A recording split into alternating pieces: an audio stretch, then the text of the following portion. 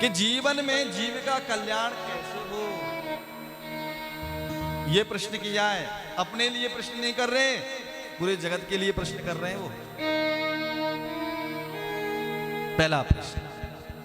दूसरा प्रश्न, अभी आप कह रहे हैं कि वेद, उपनिषद, पुराण, ये शास्त्र, वो शास्त्र, ये शास्त्र, माना ये शास्त्रों का निचोड़ क्या है? ध्यानपूर्वक सुनना, हम बीच में पूछ लेंगे आपको 6 प्रश्न ये। हाँ,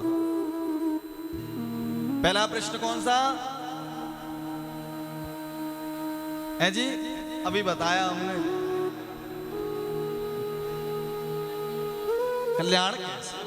दूसरा प्रश्न कि सभी शास्त्रों का निचोड़ क्या है, सार क्या है।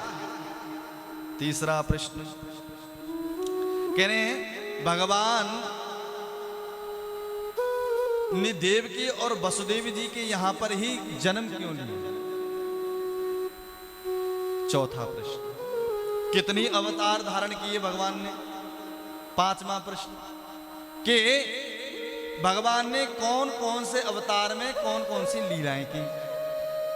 छठवां प्रश्न, जब भगवान अपनी लीला स्मरण करके जब अपने इस धराधाम को छोड़ करके अपने स्वधाम को चले गए, तो धर्म किसकी शरण में गया।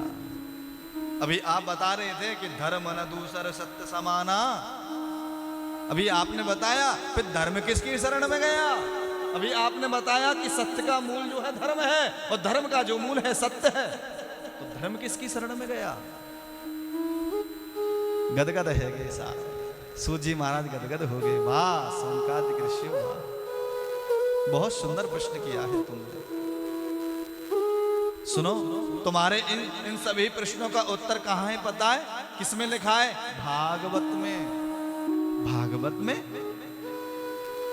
महाराज, ये जो है, ये भागवत आप बताने कस्मिन युगे प्रवृत्ते हम स्थाने वा केन हेतु ना।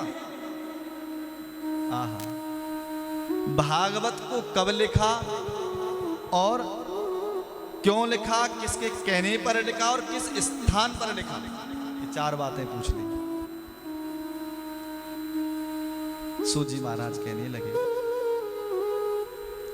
कि द्वापरे समनु प्राप्ते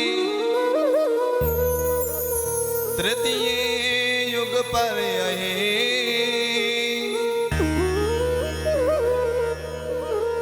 महाराज, व्यास जी का जन्म पराशर जी के यहां हुआ, और व्यास जी महाराज